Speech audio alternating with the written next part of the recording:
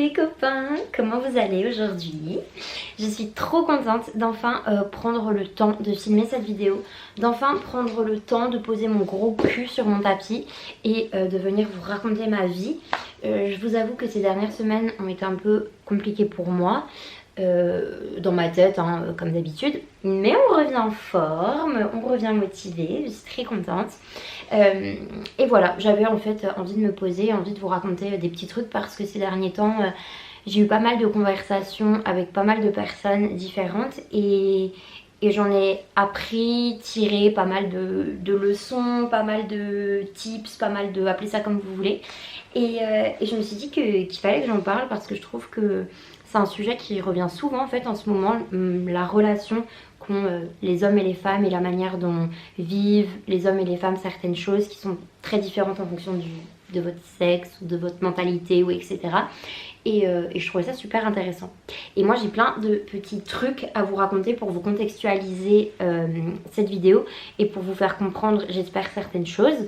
Donc j'ai envie de vous dire, on va discuter, je vais papoter, je vais raconter un petit peu ma vie, un peu des histoires donc de femmes, moi avec des hommes.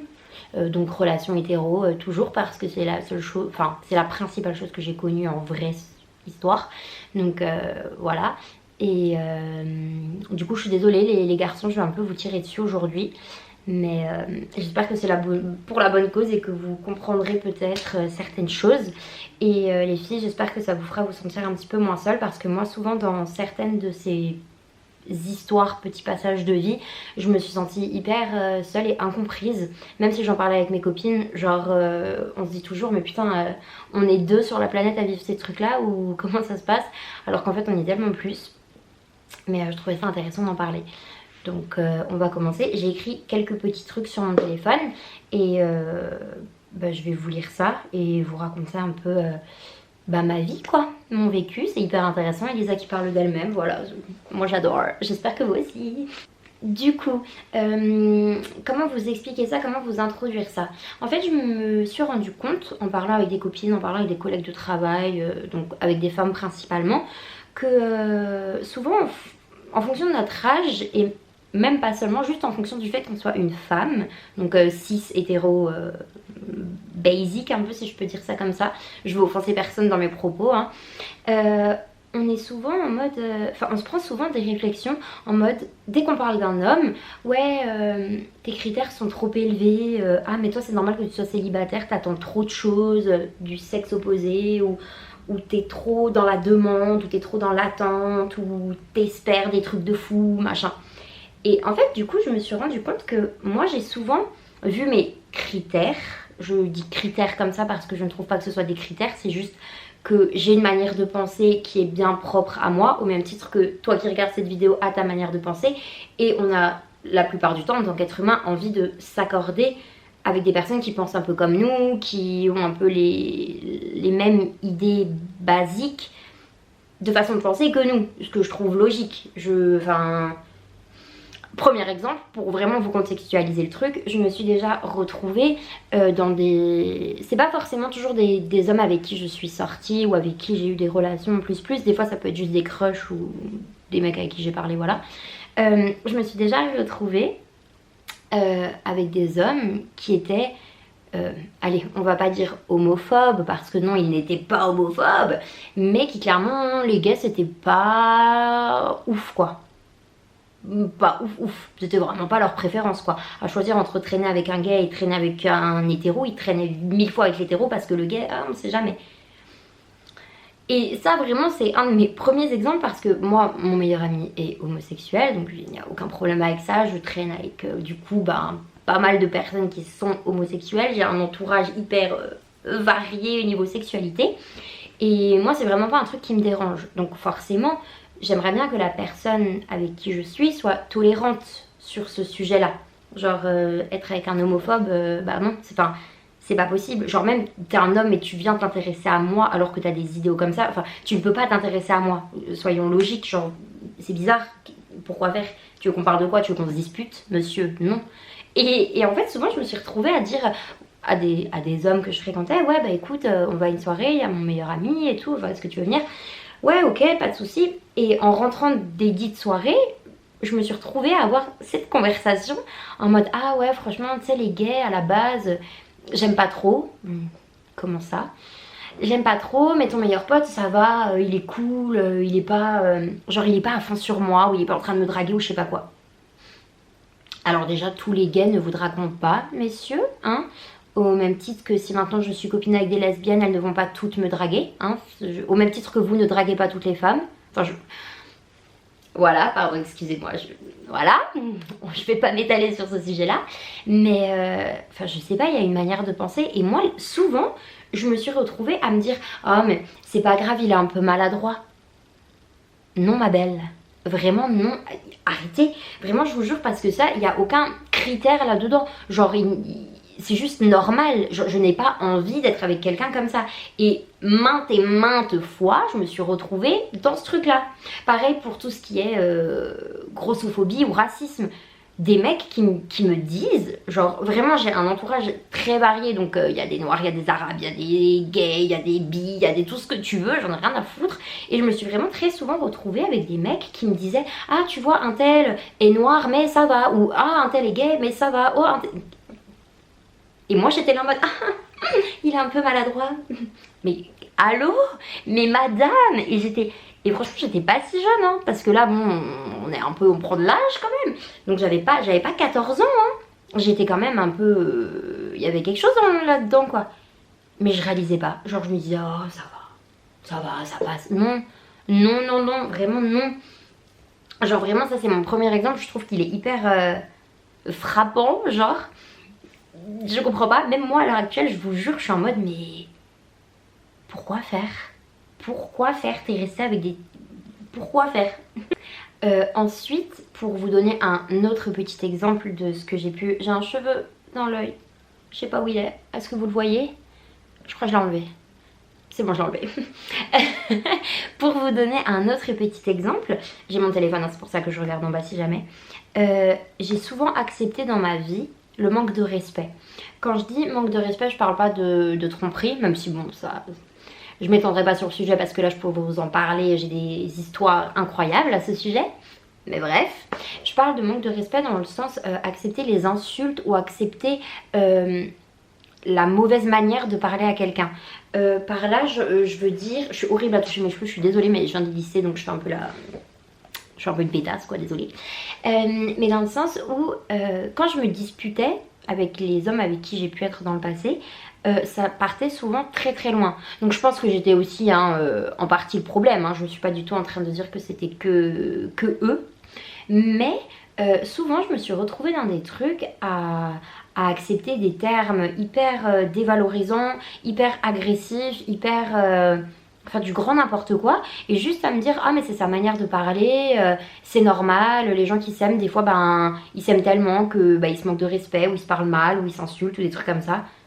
Alors que pas du tout, vraiment, si toi qui regardes cette vidéo penses que insulter la personne que tu aimes c'est normal, alors je t'assure que non. Et sortir des bails de ah mais notre relation elle est passionnelle donc c'est normal, non. Je t'assure que non, vraiment, pas du tout. Donc pareil, j'ai vraiment à ce niveau là j'ai vu mes critères mais à la baisse totale, parce que il y a des... Bah, au tout début, avant d'avoir eu une quelconque relation avec qui que ce soit, je disais toujours le manque de respect, jamais j'accepterais, qu'on me parle mal, qu'on me traite mal, qu'on... blablabla. Bah, je peux vous dire que j'en ai accepté des trucs, et pas par peur d'être seule, hein, parce que j'ai aucun problème avec la solitude et j'adore le célibat et je suis très bien toute seule. Mais juste... à force d'entendre des gens me dire ah mais tu sais moi aussi il me parle comme ça, ou moi aussi il me traite comme ça, ou des trucs comme ça, il ou elle hein, parce que je ne dis pas que c'est que les hommes qui manquent de respect, enfin après vous avez compris, mais genre souvent je me disais bah, en fait c'est juste normal d'accepter certaines choses et de revoir du coup ces critères à la baisse, c'est la logique d'une relation. Sauf que ça en fait ce ne sont pas des critères, genre se faire parler correctement ce n'est pas un critère, c'est juste bah, la base quoi. Donc ça c'est pareil, on arrête d'accepter ce genre de choses parce que c'est n'importe quoi. Les insultes, les cris, les trucs qui volent et tout. Non, non, non madame, vraiment, pas du tout. pas du tout. Aussi, ce que j'ai pu accepter dans ma vie, c'est l'égoïsme, et par là j'entends aussi le manque d'ambition.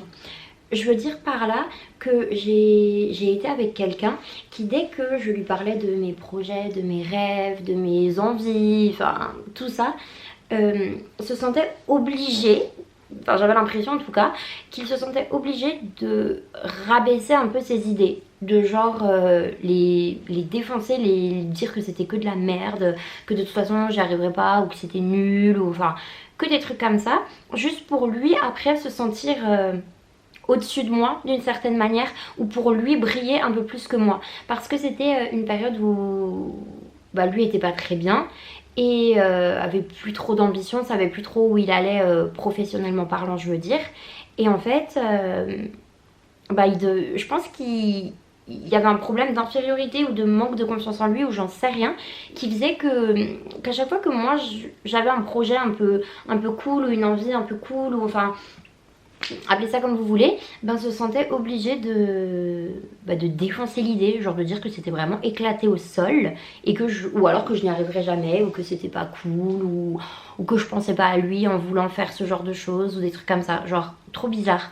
Et je rebondis sur ça dans le sens où c'est hyper important, les copains, d'être avec quelqu'un qui a un minimum de confiance en lui, parce que je me suis rendu compte que quand vous êtes avec quelqu'un qui a vraiment pas confiance en sa propre personne, bah c'est vraiment pas ouf. Je parle dans le sens mentalement parlant, j'allais dire intellectuellement, mais mentalement parlant, je sais pas si je m'exprime très bien, mais exemple, moi, physiquement, je sais qu'il y a plein de choses que j'aime pas, genre ma confiance en moi physique est pas ouf ouf, mais dans ma tête, je sais que mes idées sont pas mal, que je suis pas idiote, que j'arrive à me débrouiller, que il y a quelque chose dans mon cerveau, même s'il est tout petit et qu'il n'y a pas non plus des trucs de fou, il y a quand même un peu. Et du coup, ça me permet d'avoir un minimum de confiance en moi, genre le minimum pour savoir que je mérite pas de la merde et que je mérite un peu des trucs stylés quand même.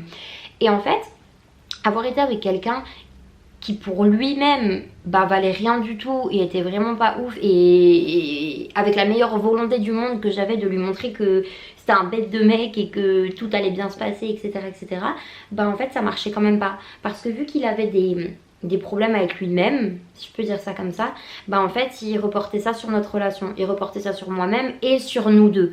Donc clairement c'était un cercle vicieux et ça fonctionnait pas quoi, c'était hyper anxiogène d'une certaine manière, parce que ben je parlais avec un mur en fait, j'avais beau lui essayer de le rassurer ou lui dire des trucs, ben ça fonctionnait jamais quoi. Et un autre truc aussi dont je voulais vous parler, et qui pour moi est super important parce que je l'ai accepté dans vraiment beaucoup de relations et je ne sais toujours pas pourquoi, c'est quelque chose que je n'arrive pas à dire stop quand on me fait ça. J'ai fréquenté des hommes qui, quand je n'avais pas envie de vous voyez ce que je veux dire, boudaient.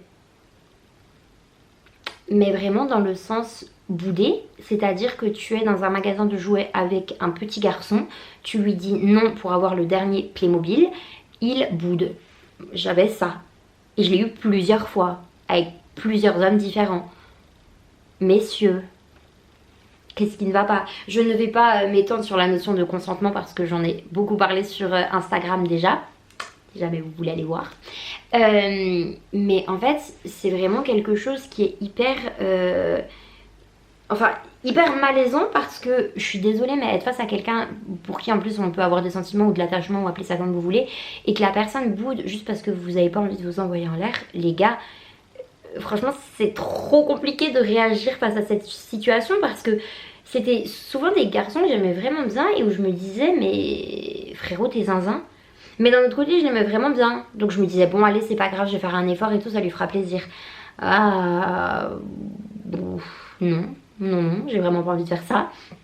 Et vraiment ça c'est un truc, souvent je me suis dit bon allez c'est pas grave, il boude à ce niveau là, il est un peu ce sujet là c'est un peu compliqué et tout, mais vas-y c'est pas grave, c'est pas important, on s'en fiche.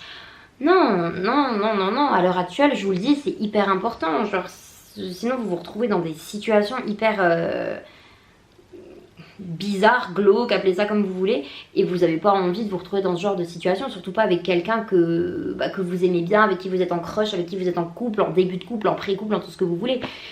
C'est hyper...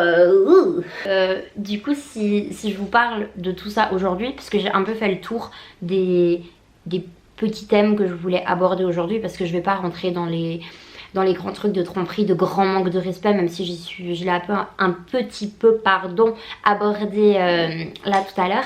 Mais si je vous fais cette vidéo, c'est parce que j'entends souvent pour nous les femmes, désolée, je veux exclure personne, mais pour nous les femmes, des trucs de critères, de ah il faut que tu fasses attention, t'as un certain âge, ah machin, ah et les enfants, et tu sais, et patati, et il faut faire des efforts, et il faut machin. Mais en fait j'ai l'impression qu'on l'entend rarement chez les hommes, genre on l'entend beaucoup moins souvent et je trouve ça fatigant que ce soit toujours à nous de revoir nos critères ou de revoir notre manière de concevoir le couple ou de faire des efforts ou de changer ci ou de changer ça. C'est fatigant, donc si aujourd'hui je fais cette vidéo et que j'en parle, c'est juste pour que vous, mesdemoiselles, mesdames, qui me regardiez, vous vous rendiez compte que vous n'êtes pas toute seule à avoir un jour revu vos critères. On n'est pas les premières, on n'est pas les dernières, hein, ça arrivera encore pendant un long moment je pense, mais au moins que vous vous rendiez compte que c'est pas normal en fait, que vous n'avez pas à faire ça, que si vous avez certains critères, certaines, on ne voyait plus, certaines envies, certaines ambitions, besoins dans votre couple, au sein de votre relation, c'est normal, vous avez le droit et vous êtes légitime à imposer vos envies, vos besoins et n'hésitez pas. Et en fait un jour vous rencontrerez quelqu'un ou alors vous ne rencontrerez personne parce qu'on n'a pas besoin d'un homme dans notre vie pour être heureuse, c'est pareil, vraiment pas. Mais si vous en trouvez un c'est cool, mais si vous n'en trouvez pas vraiment ce n'est vraiment pas grave, ça ne vous définit pas en tant que personne, vraiment pas. Je m'en étouffe tellement c'est un sujet qui me tient à cœur. Mais vraiment juste rendez-vous compte que soit un jour vous trouverez quelqu'un qui sera ce que vous vouliez. Alors certes un couple c'est quand même des concessions, il y aura toujours un ou deux défauts qui seront là et qui malheureusement c'est la vie, c'est comme ça, vous ne serez pas jamais parfaite non plus aux yeux de la personne avec qui vous serez. Mais il y a quand même des trucs, des cases à cocher d'une certaine manière, si je peux dire ça comme ça, même si c'est très... c'est pas les bons mots. Mais voilà, arrêtez de revoir vos critères à la baisse parce que vous êtes des bêtes de meufs et que vous méritez le meilleur, vous méritez des soleils et des papillons. Et c'est ce que je vous souhaite en fait, tout simplement. Donc voilà. C'était vraiment une petite vidéo, enfin je pense qu'elle dure peut-être un peu longtemps quand même parce que je ne sais pas ne pas parler longtemps, je suis vraiment désolée. Mais j'espère que ça vous a plu, si vous avez envie d'en parler, n'hésitez pas, on discute, les commentaires, mes DM Insta, tout ce que vous voulez, j'adore parler de ça. Et voilà, j'espère que votre semaine s'est bien passée, votre journée, votre mois, votre vie se passe bien. Je vous fais des bisous et j'espère revenir plus rapidement cette fois-ci sur YouTube parce que j'aime vraiment bien parler comme ça. Voilà, je vous fais des bisous les copines, les copains et je vous dis à plus. Bye.